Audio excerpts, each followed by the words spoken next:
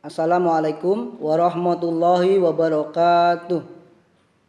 Anak sekalian yang soleh dan solihah dan semoga dirahmati Allah, kita akan belajar muatan pelajaran bahasa Indonesia tema 1, yaitu tema indahnya kebersamaan. Silakan dipersiapkan buku yang insya Allah sudah tersedia, buku pendamping muatan pelajaran bahasa Indonesia. Silakan dibuka tema 1, indahnya kebersamaan. Anak-anak sekalian, yang perlu kita ketahui dalam belajar adalah ketekunan. Kita harus tekun ya, harus tekun, rajin, dan sama sekali tidak boleh malas dalam belajar, apalagi membaca. Sayang ya, kita udah beli buku tebel-tebel, kalau kita nggak mau baca, eman-eman, mubazir. Baik, sekarang kita akan belajar tentang gagasan pokok dan gagasan pendukung. Apa toh gagasan pokok dan gagasan pendukung itu? Kemudian apa perbedaannya? Kemudian bagaimana kita menuangkan informasi yang kita peroleh dengan peta pikiran. Baik, kita mulai. Kita akan belajar membaca, yaitu teks yang tersedia di sini. Teks yang tersedia adalah ini. Kita baca dan simak ya. Hidup rukun dalam perbedaan. Nina, Made, Deli, Tony, dan Lani adalah teman satu sekolah. Mereka siswa kelas 4 SD Merdeka. Rumah mereka tidak berjauhan. Oleh karena itu, mereka sering berangkat dan sekolah bersama. Mereka juga sering mengerjakan pekerjaan rumah atau belajar kelompok bersama. Bahkan mereka juga biasa bermain sepeda bersama di dekat rumahnya setiap sore harinya. Nina dan teman-temannya berasal dari suku dan agama yang berbeda. Walaupun berbeda, mereka tetap rukun. Di lingkungan rumah, orang tua mereka telah mengajarkan hidup rukun dengan tetangga. Oleh karena itu, Nina dan teman-teman saling menghargai dan tidak saling membenci satu sama lain. Anak-anak sekalian,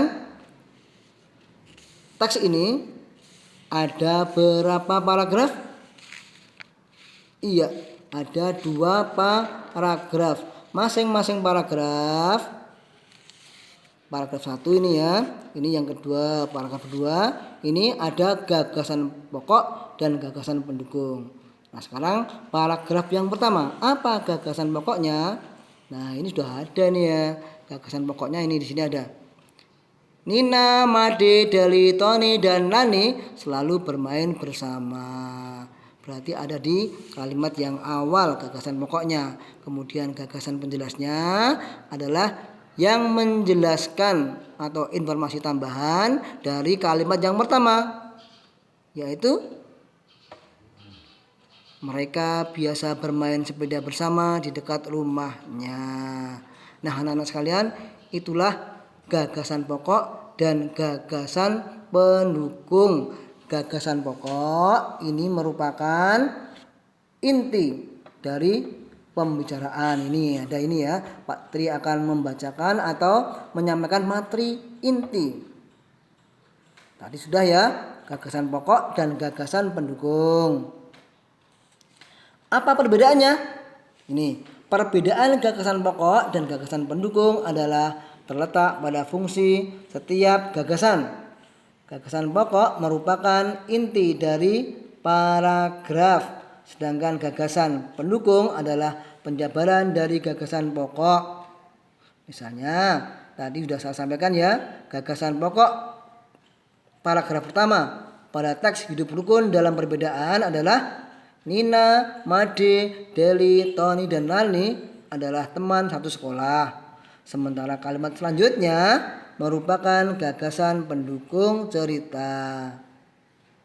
Nah, anak-anak sekalian, gagasan pokok dan gagasan pendukung juga dapat disajikan dengan peta pikiran. Peta pikiran ini merupakan cara menuangkan informasi yang diperoleh dalam bentuk diagram. Dengan peta pikiran ini memudahkan kita untuk mengingat isi informasi teks tersebut. Baiklah, bagaimana bentuk diagramnya? Coba kita lihat halaman berikutnya. Ya ini. Baik, kita bacakan teksnya ya. Pertunjukan wayang kulit. Pertunjukan wayang kulit merupakan salah satu pertunjukan drama tradisional di Indonesia, terutama di Pulau Jawa.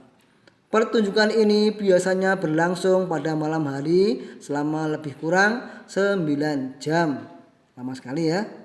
Cerita yang ditampilkan pada pertunjukan wayang kulit seringkali diambil dari cerita Ramayana, Mahabharata, Kalarau, dan cerita Panji. Selain itu, seluruh cerita dalam pertunjukan wayang kulit ini biasa dibawakan dalam bahasa Jawa. Dalam pertunjukan wayang ini, tokoh-tokoh yang berperan adalah boneka-boneka wayang yang terbuat dari kulit kerbau yang dikeringkan.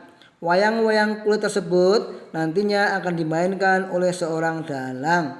Dalang memiliki peran yang sangat penting dalam pertunjukan wayang kulit karena ia yang memainkan semua boneka wayang dan menyuarakan percakapan mereka.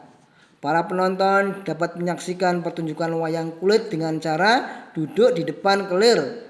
Kelir ialah tirai dari kain putih untuk menangkap bayangan wayang kulit. Jadi, para penonton hanya bisa melihat bayangan boneka wayang kulit tersebut. Nah, inilah diagramnya.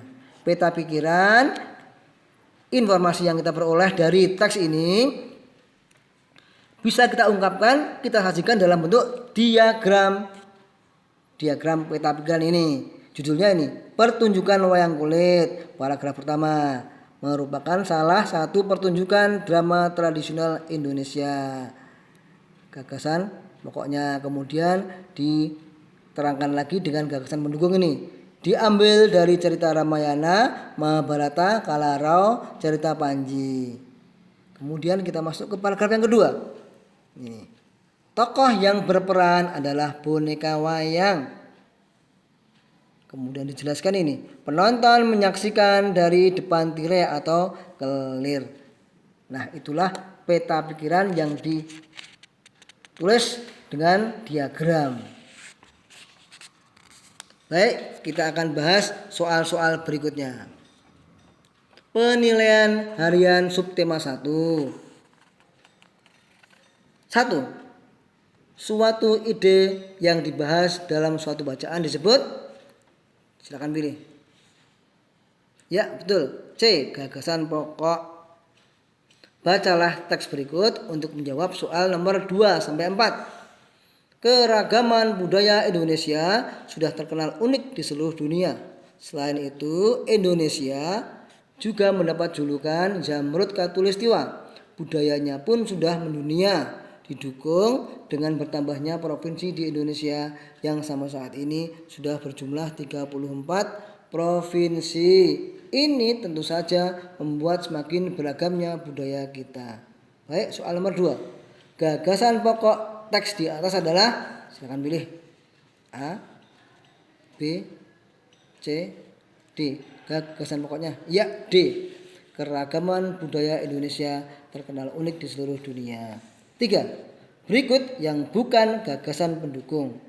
Teks di atas adalah bukan gagasan pendukung, berarti gagasan pokok. Gagasan pokoknya mana? A, B ini, C ini, D ini apa? Ya, B. Budaya Indonesia sudah mendunia. 4. Berbagai macam budaya Indonesia sudah terkenal unik di seluruh dunia. Makna kata unik pada kalimat di atas adalah unik. Apa artinya? A. Jenis atau rupa. B. Lain daripada yang lain. Ya, yang betul adalah B. Lain daripada yang lain. 5. Indonesia juga mendapat julukan Zamrud Khatulistiwa. Kalimat tanya yang tepat berdasarkan kalimat di atas adalah A. Apa julukan untuk Indonesia? Ya, yang betul adalah A. Pertanyaannya ini ya, apa julukan untuk Indonesia? Jawabannya ini, Indonesia juga mendapat julukan Zamrud Khatulistiwa. Anak-anak sekalian, barangkali itulah yang bisa saya sampaikan.